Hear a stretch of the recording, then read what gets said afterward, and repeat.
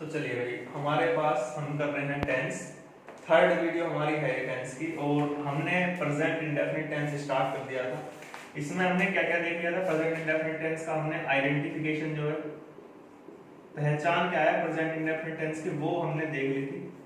ठीक है, आइडेंटिफिकेशन हम देख चुके हैं कि कैसे पहचानते हैं कोई भी टेंस की प्रेजेंट इंडेफिनिट है ये। उसके बाद हमने देखा था कि वर्ब कौन कौन सी यूज करते हैं इसमें हेल्पिंग वर्ब कौन सी यूज करते हैं? प्रेजेंट इंडेफिनिट टेंस में कौन सी हेल्पिंग वर्ब यूज करते हैं? बताओ जल्दी। हेल्पिंग वर्ब कौन सी करते हैं? डू और डस। मैंने केवल इतनी बात करी है, प्रेजेंट इंडेफिनिट टेंस में कौन सी हेल्पिंग वर्ब यूज करते हैं। ये नहीं पूछा मैंने नेगेटिव में या पॉजिटिव में, बात हो रही है प्रेजेंट इंडेफिनिट टेंस की भी। तो इसमें हेल्पिंग वर्ब कौन कौन सी यूज करते हैं? डू और डस। डू होती है प्लूरल के लिए, डस सिंगुलर के लिए। ये क्लैरिफाई कर चुके हैं अच्छे से कि क्यों करते हैं।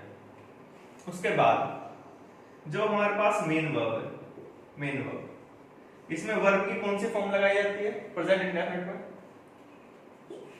कौन सी फॉर्म वर्ब की?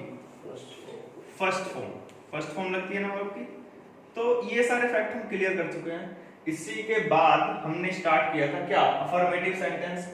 अफर्मेटिव सेंटेंस क्लियर कर चुके हैं हम सारे, और उसके हमने एग्जांपल भी कराए थे और होमवर्क भी दे दिया था। आज का जो हमारा सेशन है वो, उसमें हम क्या स्टार्ट करेंगे? Negative sentence. क्या स्टार्ट करना है? Negative sentence. किसके नेगेटिव सेंटेंस? प्रेजेंट इंडेफिनिट के। तो प्रेजेंट इंडेफिनिट के नेगेटिव सेंटेंस आज हमें करने हैं। नेगेटिव सेंटेंस के लिए मैंने कल बताया था कि हेल्पिंग वर्ब का यूज कहां पे करते हैं हम? नेगेटिव में और इंटरोगेटिव और डबल इंटरोगेटिव में। इनमें क्या होगा? हेल्पिंग वर्ब का भी यूज होगा। अब नेगेटिव सेंटेंस है तो इसमें जरूर यूज करेंगे हम किस किस का यूज करेंगे? डू का भी यूज होगा इसमें, और डज का भी यूज होगा।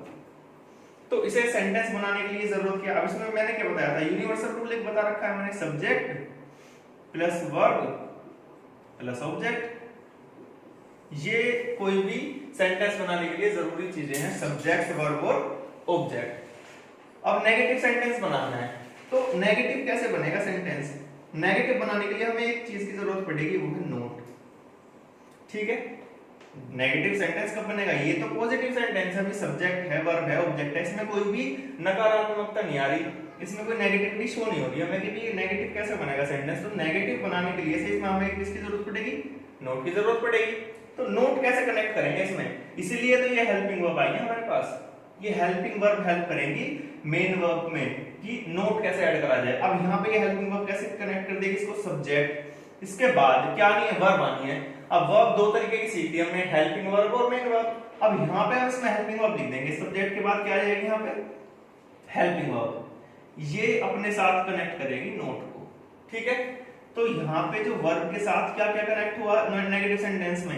एक हेल्पिंग वर्ब और एक नोट कनेक्ट हो गया। बस फिर तो सिंपल सेंटेंस ही है। यहाँ पे ये मेन वर्ब आ जाएगी और यहाँ पे क्या आ जाएगा? ऑब्जेक्ट आ जाएगा। तो ये है नेगेटिव सेंटेंस बनाने के लिए हमारे पास फॉर्मूला, कि कोई भी नेगेटिव सेंटेंस कैसे बनेगा? सब्जेक्ट, उसके साथ जो भी टेंस हम बना रहे हैं उसकी हेल्पिंग वर्ब। हेल्पिंग वर्ब क्यों यूज कर रहे हैं? क्योंकि नोट जो है वो भी तो लगाना है हमें, तो नोट लगेगा हेल्पिंग वर्ब के साथ। हेल्पिंग वर्ब के साथ में नोट लगाया, फिर मेन वर्ब जो लगाते हुए आ रहे हैं वही कौन सी फॉर्म लगती है मेन वर्ब की? फर्स्ट फॉर्म, और फिर ऑब्जेक्ट। इसको नोट कर लो, फिर करते हैं हम सेंटेंस एग्जांपल इसके। तो नेगेटिव के लिए सेंटेंस अगर नेगेटिव बनाना है तो उसमें हमें हेल्पिंग वर्ब की यूज करना पड़ेगा। अब कैसे करेंगे हेल्पिंग वर्ब का यूज? सब्जेक्ट के तुरंत बाद आएगी हेल्पिंग वर्ब। ठीक है, सब्जेक्ट के तुरंत बाद क्या आएगी? Helping verb. अब सब्जेक्ट के बाद आ गया हेल्पिंग वर्ब। तो सब्जेक्ट भी मैंने दो तरीके के बताए थे। दो तरीके के सब्जेक्ट कौन कौन से बताए थे मैंने? सिंगुलर और प्लूरल। तो सिंगुलर और प्लूरल। अब इन्हीं के अकॉर्डिंग डिसाइड होगा कि हेल्पिंग वर्ब कौन सी लगेगी, क्योंकि दो हेल्पिंग वर्ब बताई है मैंने यहाँ पे लगाने के लिए, एक कौन सी? डू, दूसरी डज। तो अगर सिंगुलर सब्जेक्ट है तो कौन सी वाली हेल्पिंग वर्ब लगाएंगे इसमें? डज लगाएंगे। ठीक है, क्यों लगाएंगे डज? क्योंकि इसमें ईएस लगा हुआ है, सिंगुलर है ये वाली वर्ब, और प्लूरल के साथ तो लग जाएगा डू, क्योंकि ये भी प्लूरल वर्ब है और प्लूरल ही सब्जेक्ट होगा, तो उसमें ये वाली लग जाएगी।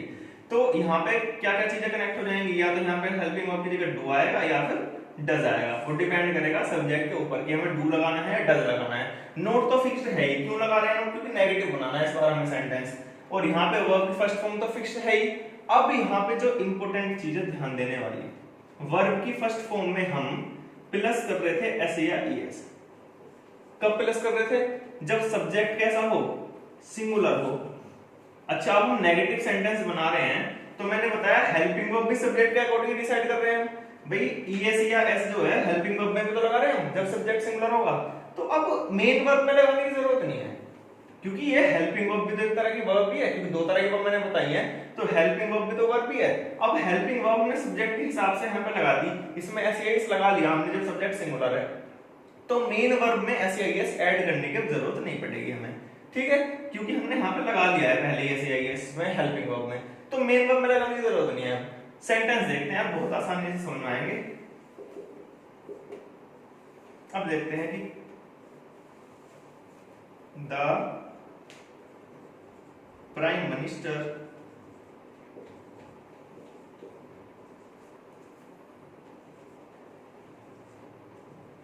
does not leave for this meeting। ठीक है, बस समझना क्या है, बहुत आसान सी बात समझनी है। प्राइम मिनिस्टर कैसा सब्जेक्ट है? सिंगुलर सब्जेक्ट है। इसके साथ हमने हेल्पिंग वर्ब कौन सी लगाई है? डज लगाई है, ये वाली हेल्पिंग वर्ब लगाई है। डज क्यों लगाई? क्योंकि सब्जेक्ट कैसा है? सिंगुलर सब्जेक्ट है। उसके साथ क्या लगाया? नोट। देखा है हमने यहाँ पे हेल्पिंग वर्ब के साथ में नोट लगाना है। फिर क्या लगाया? लीव लगाया। लीव में एस या एस ऐड नहीं करना, वर्ब की फर्स्ट फॉर्म है एज इट इज आएगी जैसे होती है, प्लूरल ही आएगी। क्यों आएगी? क्योंकि सिंगुलर हम हेल्पिंग वर्ब को बना चुके हैं, तो अब यहाँ पे मेन वर्ब में एस या एस ऐड करने की जरूरत नहीं है। ये एरर में भी कई बार मिलेगा तुम्हें कि हेल्पिंग वर्ब में भी एस या एस लगा हुआ मिलेगा और मेन वर्ब में भी। हम सोचेंगे कि सब्जेक्ट सिंगुलर है तो इसलिए यहाँ पे एस या एस लगाएंगे, लेकिन ये ध्यान रखना है नेगेटिव सेंटेंस में, क्योंकि हेल्पिंग वर्ब में हम एस या एस ऐड कर चुके हैं तो मेन वर्ब में लगाने की जरूरत नहीं है अब। बस उसके बाद तो ये ऑब्जेक्ट बच गया, इसको नोट कर लो जल्दी से। तो सिंगुलर सब्जेक्ट का एग्जांपल हमने देख लिया। जब सिंगुलर सब्जेक्ट होगा तो उसके साथ क्या लगाएंगे? डज लगाएंगे। डज के साथ नोट लगाएंगे, वर्ब की first form as it is आएगी, उसमें एस या एस हमें ऐड नहीं करना है और ऑब्जेक्ट आएगा उसके बाद। अब देखते हैं हम एक प्लूरल सब्जेक्ट का एग्जांपल। प्लूरल सब्जेक्ट का एग्जांपल किस तरीके से होगा? जैसे हम कोई प्लूरल सब्जेक्ट उठाते हैं, दे do not study during lockdown. ठीक है, रिलेट कर सकते हैं बच्चे जो घर पे नहीं पढ़ रहे हैं। दे do not study during lockdown, वो लॉकडाउन के दौरान पढ़ाई नहीं करते हैं, अध्ययन नहीं करते हैं, स्टडी नहीं करते हैं। तो यहाँ पे हमने क्या देखा कि दे क्या है? दे है हमारे पास प्लूरल सब्जेक्ट। अब प्लूरल है तो हेल्पिंग वर्ब भी प्लूरल होगी, इसलिए हमने यहाँ पे क्या लगाया? डू लगाया। इसके साथ नेगेटिव बनाने के लिए इसको नोट तो लगा नहीं है हमें इसमें, और स्टडी हमारे पास मेन वर्ब हो गई, इसमें एस या एस तो ऐड करना ही है क्योंकि प्लूरल ये सब्जेक्ट तो, और यहाँ पे ये क्या हो गया हमारे पास? ऑब्जेक्ट हो गया। इसको नोट कर लो, they do not study during lockdown, ये हो गया हमारे पास प्लूरल सब्जेक्ट। जल्दी से नोट कर लो, फिर आगे चलते हैं।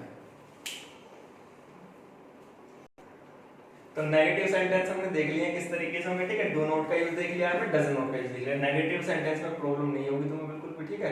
बस एक चीज और ध्यान रखनी है हमें कि ये जो डज नॉट है,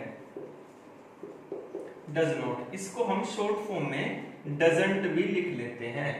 तो जहां पे भी हमें ये लिखा हुआ दिखाई दे ना डजंट, तो इसका एक्चुअल में मीनिंग क्या है? इसका मीनिंग है डज नॉट, और इसको हम शॉर्ट फॉर्म में कॉन्ट्रैक्टेड फॉर्म बोलते हैं। इसको क्या बोलते हैं? इसको बोलते हैं कॉन्ट्रैक्टेड फॉर्म।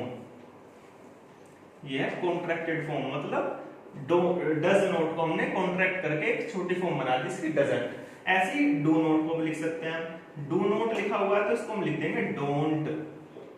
ये भी क्या है? इसकी कॉन्ट्रैक्टेड फॉर्म है डू नॉट की। तो डज नॉट को हम डजंट लिख सकते हैं और डू नॉट को डोंट। जहां पे भी ये दोनों वर्ड लिखे दिखाई देंगे, इनका मीनिंग इस तरीके से ये होगा, ठीक है। अब इसके बाद बात करते हैं, ये तो बहुत आसान सी होगी बात। इसके बाद बात करते हैं इंटरोगेटिव सेंटेंस की।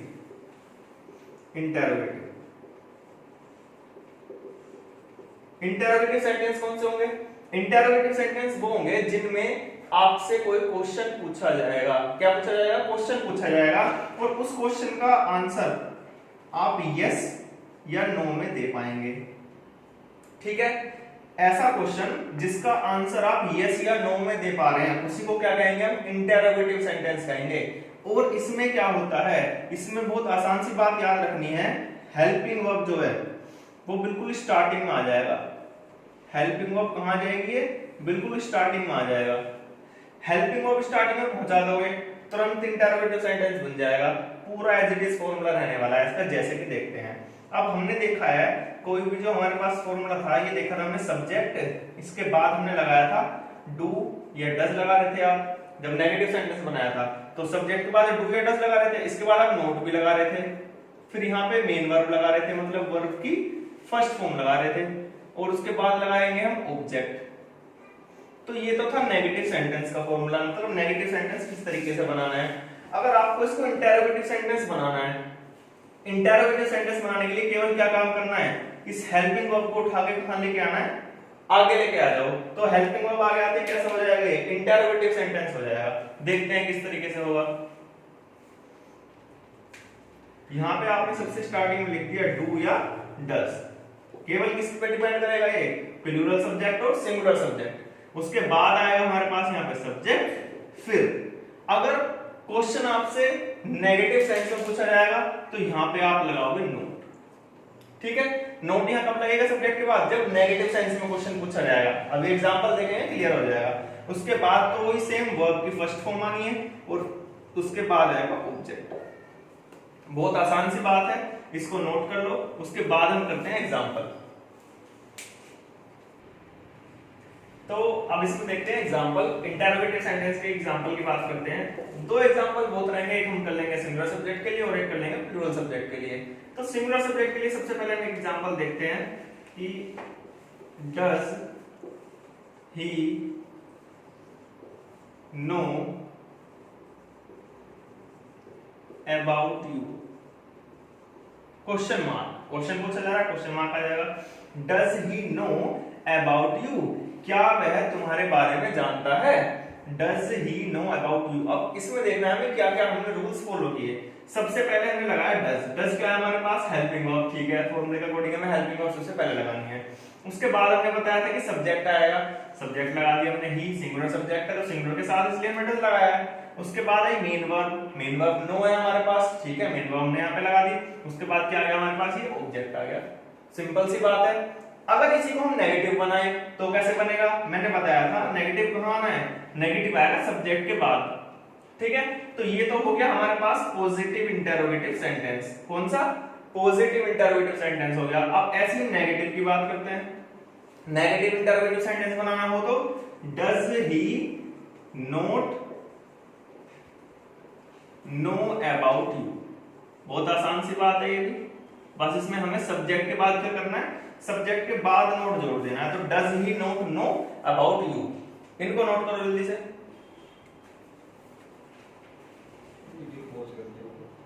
हो गया। उसके बाद बात करते हैं अब does he note know about, ये हो गया हमारे पास दोनों कैसे, सिंगुलर सब्जेक्ट के एग्जांपल हो गए। उसके बाद करते हैं प्लूरल सब्जेक्ट के लिए। प्लूरल सब्जेक्ट के लिए जब सब्जेक्ट होगा प्लूरल, तो प्लूरल सब्जेक्ट के लिए हम देखते हैं डू यू अंडरस्टैंड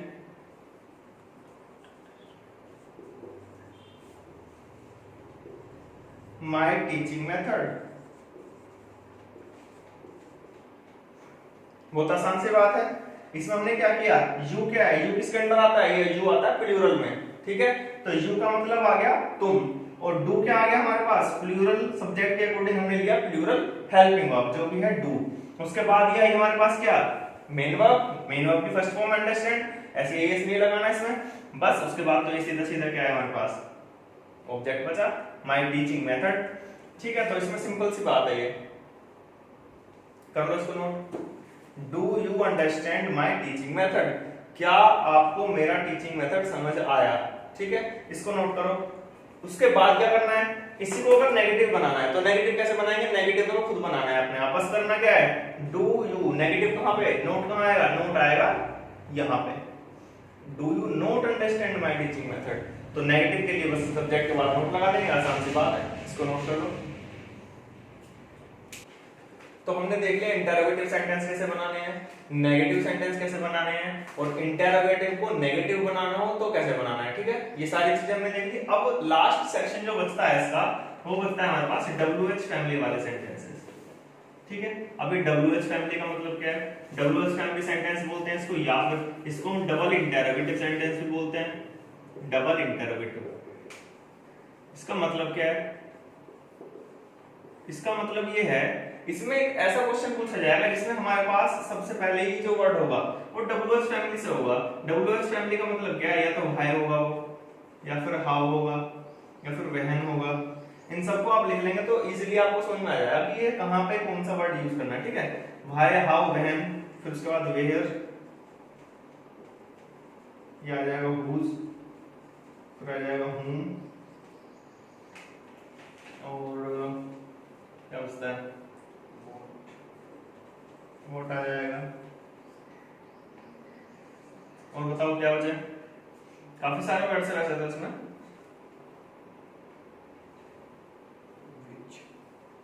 ठीक है, विच हो गया।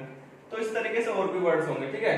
तो जहां पे भी इस तरीके से कोई भी वर्ड तुम्हें मिलेगा जिसमें क्वेश्चन पूछा जाएगा आपसे, ये भी क्या है, क्वेश्चन ही पूछा जाएगा इसमें, ठीक है। इनको मीनिंग देख लेंगे, इनका व्हाई का मतलब क्या है, क्यों, हाउ का मतलब कैसे, व्हेन का मतलब कब, वेयर का मतलब कहां,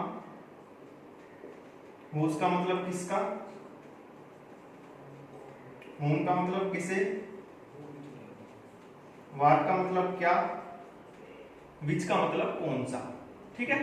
तो इस तरीके से क्या है, ये सभी क्या है, ये क्वेश्चन पूछने के लिए वर्ड यूज किए जाते हैं। तो इन्हीं को हम क्या बोलते हैं कि WH फैमिली, क्योंकि या तो ये W से स्टार्ट होगा, या H से स्टार्ट होगा, या WH से स्टार्ट होगा, इसलिए W और H से ही ज्यादातर ये स्टार्ट होते हैं वर्ड, इसलिए इनका नाम है WH फैमिली। W और H की मिला के फैमिली है। ये सभी वर्ड्स यूज किए जाते हैं कोई भी क्वेश्चन पूछने के लिए, इसलिए इनको डबल इंटरोगेटिव भी कहते हैं। क्यों, क्योंकि इंटरोगेटिव तो हमने सीख ही लिया है कि भाई हेल्पिंग वर्ब स्टार्टिंग में लगा दो और वो कैसा सेंटेंस बन जाएगा, इंटरोगेटिव बन जाएगा। आप फिर से क्वेश्चन तो उसमें पूछा जा रहा था, आप यस नो में आंसर दे पा रहे थे, इसमें एक वर्ड और ऐड कर दिया जिससे ये आपसे क्वेश्चन पूछा जाएगा, इसमें भी एक वर्ड और ऐड हो रहा है इसमें। अब ये वर्ड ऐड होने से अब आप यस और नो में आंसर नहीं दे पाएंगे इसका, अब आपको एक्सप्लेनेशन देनी पड़ेगी। जैसे कि मैं आपसे कोई भी क्वेश्चन पूछ लूं व्हाई, अगर मैं किसी चीज के लिए क्यों पूछ रहा हूं कि ये क्यों है, तो आपको एक्सप्लेन करना पड़ेगा, आप यस नो में आंसर नहीं दे पाएंगे इसका। तो इसलिए इसी को हम बोलते हैं डबल इंटरोगेटिव। दो बार इंटरोगेटिव मतलब डबल हो गया क्वेश्चन, अब आप यस नो में आंसर नहीं कर पाएंगे, आपको थोड़ा एक्सप्लेनेशन देना पड़ेगा उसके लिए रिगार्डिंग। इसको नोट कर लो, फिर देखते हैं इसके एग्जांपल। तो हमने WH फैमिली देख ली कौन सी होती है, ऐसे वर्ड जो W से H से स्टार्ट होंगे वो क्वेश्चन पूछने के लिए यूज किए जाएंगे, इसलिए उनको डबल इंटरोगेटिव सेक्शन में रखा गया है। करना कुछ नहीं है, इसका बहुत आसान सी कंसेप्ट है। तो इसको हम सेंटेंस कैसे बनाएंगे, सबसे स्टार्टिंग में आ जाएगा WH फैमिली वाला वर्ड, WH फैमिली वाला वर्ड, ठीक है। जो भी वर्ड होगा, चाहे वेयर हो, चाहे हाउ हो, चाहे वे व्हाई हो, जितने भी वर्ड हमने देखे हैं सबसे पहले वो ही आ जाएगा सेंटेंस में। उसके बाद क्या होगा, उसके बाद तो सेम टू सेम इंटरोगेटिव तो है, इंटरोगेटिव को डबल ही तो बनाना था। डबल कैसे बनाएंगे, केवल WH फैमिली का वर्ड आगे जोड़ देंगे, सेम टू सेम रूल होगा, बाकी आगे तो वही चलना है फिर जो इंटरोगेटिव में पढ़ा था। इसके बाद जो हेल्पिंग वर्ब है वो आ जाएगी, सब्जेक्ट आ जाएगा।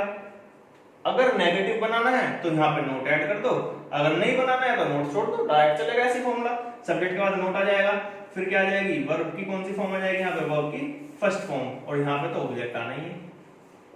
इतनी आसान सी बात है, केवल ये सीखनी है, पूरा प्रेजेंट टेंस खत्म हो जाएगा।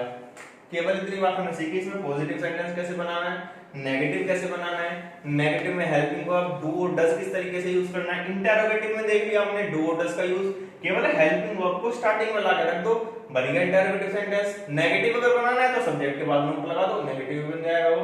डबल इंटरोगेटिव में WH फैमिली स्टार्टिंग में आ गया, बाकी एज इट इज वही जो इंटरोगेटिव था। इंटरोगेटिव को डबल करना है, इसके सामने केवल WH फैमिली रख दो, बन गया डबल इंटरोगेटिव। बहुत आसान सी बात है।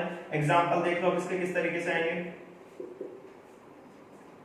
व्हाट से स्टार्ट करते हैं कोई sentence, what does he study at night, question mark. तो यहां पे ये पूछा जा रहा है व्हाट, ये क्या है हमारे पास WH फैमिली का वर्ड है, ठीक है। सबसे पहले WH फैमिली का वर्ड लगा दिया, उसके बाद हमने हेल्पिंग वर्ब लगाई, डज लगाई, डज के बाद क्या सब्जेक्ट सिंगुलर है, ठीक है, सब्जेक्ट क्या है, ही, अकेला है, इसलिए हमने सब्जेक्ट डज लगाया है, ठीक है, हेल्पिंग वर्ब में ईएस लगाया है। उसके बाद मेन वर्ब स्टडी और फिर ऑब्जेक्ट, ठीक है, यही फॉलो कर रहा है, हर सेंटेंस फिक्स यही फॉलो करेगा, बहुत आसान है ये। What does he study at night, वह रात में क्या पढ़ता है, बस क्वेश्चन मार्क, इसको आपको एक्सप्लेन करना पड़ेगा, यस नो वरना आंसर दे सकते हो आप इसका, इसीलिए इसको हम डबल इंटरोगेटिव सेंटेंस बोलते हैं। उसके बाद एक प्लूरल सब्जेक्ट का कोई भी एग्जांपल देख लेते हैं कि व्हाट, इसको देख लो आप कि हाउ, हाउ से स्टार्ट करते हैं इसकी, how do you study during lockdown. ये आज के हालात के अकॉर्डिंग क्वेश्चन होंगे कि भाई लॉकडाउन के दौरान आप पढ़ते कैसे हैं, ठीक है, तो यहाँ पे हाउ हमने डगलस फैमिली का वर्ड लगाया, डू लगाया हमने हेल्पिंग वर्ब, हेल्पिंग वर्ब कौन सी लगाई हमने, प्लूरल वाली, अच्छा यू लगा हुआ है, सब सब्जेक्ट प्लूरल है इसलिए हमने ये भी कैसे लगाया, प्लूरल लगाया, हेल्पिंग वर्ब के बाद फिर ये बस सब्जेक्ट और मेन वर्ब और फिर उसके बाद ये ऑब्जेक्ट, ठीक है, आसान सी बात है, ध्यान रखना है, सारे सेंटेंसेस बहुत आसान होंगे। ये अभी तक जो भी हम पढ़ रहे हैं क्या है, केवल और केवल कंसेप्ट है टेंसेस का। टेंस क्या होता है, टेंस कितने तरीके के होते हैं, ठीक है, उसमें हमारे पास प्रेजेंट पास्ट फ्यूचर है, 3 तरीके के सेंटेंस है, उसमें भी हमारे पास कितने टाइप से उसको डिवाइड किया हुआ है, जितने तरीके से डिवाइड किया हुआ है फिर उसको हम कितने तरीके से बना सकते हैं, पॉजिटिव भी बना सकते हैं, नेगेटिव भी बना सकते हैं, इंटरोगेटिव को भी आप पॉजिटिव या नेगेटिव 2 तरीके से बना सकते हो, फिर डबल इंटरोगेटिव को आप या तो पॉजिटिव बनाओगे या फिर नेगेटिव बनाओगे, तो ये सभी चीजें हैं। अब इनमें कुछ भी चीज रटने की नहीं है, केवल समझने की है, जिसने कंसेप्ट सीख लिया वो बड़े से बड़े सेंटेंस आराम से क्लियर कर लेगा। कंपटीशन में इतना बड़ा कोई रोल नहीं है कि आप टेंस रटो अच्छे से, इसमें कोई पूरा टेबल रटने की जरूरत नहीं है, अगर आपने कंसेप्ट सीख लिए तो कुछ भी दिक्कत नहीं आएगी, सारे सेंटेंस आपको क्लियरली समझ में आएंगे, पेपर में कुछ ज्यादा बड़ी प्रॉब्लम नहीं आती हैं, जो एरर आते हैं कंपटीशन में वो इन्हीं पे बेस्ड आएंगे। अगर आपका कंसेप्ट क्लियर है तो आप बहुत इजीली ढूंढ पाएंगे, उसमें ज्यादा प्रॉब्लम आएगी नहीं आपको। अगर कोई बहुत बड़ा सा सेंटेंस दे रखा है, अभी तो हमने केवल ये क्या किया है, ये तो छोटी क्लासेस के मतलब की चीजें थी, ये तो छोटी क्लास में आती है सारी चीजें, ये केवल कंसेप्ट था आपका। अभी बहुत स्टूडेंट्स ऐसे होंगे जिनको लग रहा होगा कि भाई ये तो बहुत कॉमन सी बात है, हमें तो आती है, लेकिन इसमें भी मैंने बहुत सारी चीजें ऐसी बताई हैं जो कंपटीशन के लिए बहुत ज्यादा इंपॉर्टेंट है आपके लिए। और अब स्टार्ट होगा आपका कंपटीशन का जो मोस्ट इंपोर्टेंट पार्ट होगा वो स्टार्ट होगा इसके नेक्स्ट क्लास से। ये सारी क्लासेस हमारे लिए इसलिए इंपॉर्टेंट हैं, अगर आपको कंसेप्ट ही पता नहीं है तो ज्यादा एडवांस पढ़ने से फायदा क्या है। कंसेप्ट जो है वही एक तरह से आपका बिल्ड करता है, आपका बहुत ज्यादा अगर अच्छे से पढ़ लोगे ना तो कंसेप्ट क्लियर हो जाएगा, कंसेप्ट क्लियर होती है आपको कंपटीशन कैसा भी सेंटेंस है क्लियर होगा। अब उसमें होता क्या है, एसईआईएस का एरर दे देते हैं, केवल एसईआईएस ये जो चीज हमने सीखी है ये मोस्ट इंपोर्टेंट चीज है कि कहां पे लगा जाना कहां पे नहीं। वहां पे सब्जेक्ट ऐसे ऐसे लिखे हुए आएंगे आपको पता ही नहीं चलेगा सब्जेक्ट सिंगुलर है या प्लूरल, आप वहीं मार खा जाओगे, वहां आपको पता ही नहीं चल पाएगा कि एसईआईएस लगाना है कब में नहीं लगाना है। तो ये सब चीजें हैं, तो जो आपको पता होगा कब लगाना है कब नहीं लगाना है तभी आप उसको सोल्व कर पाओगे। तो इन चीजों को अच्छे से देख लो, जितने भी अभी तक सेंटेंस बनाए हैं इनको अच्छे से कर लो। केवल प्रेजेंट इंडेफिनिट हुआ है अभी क्लियर, अभी पास्ट फ्यूचर बचा है, इसके भी 3 पार्ट अभी और बचे हैं, तो बहुत ज्यादा है लेकिन धीरे धीरे सब कुछ क्लियर हो जाएगा। उसके अभी तो हमें इसी में कंपटीशन का भी देखना है कि प्रेजेंट इंडेफिनिट में कंपटीशन में सेंटेंस कैसे आए हुए हैं, तो कल हम बात करेंगे इसके जो कंपटीशन में आए हुए सेंटेंसेस है, तो आप इजीली सोल्व कर पाओगे। लेकिन ये सारा अच्छे से एक बार क्लियर कर लेना, उसके बाद ही आप सोल्व कर पाओगे कोई भी सेंटेंस। चलिए इसको नोट कर लिए और देख लीजिए।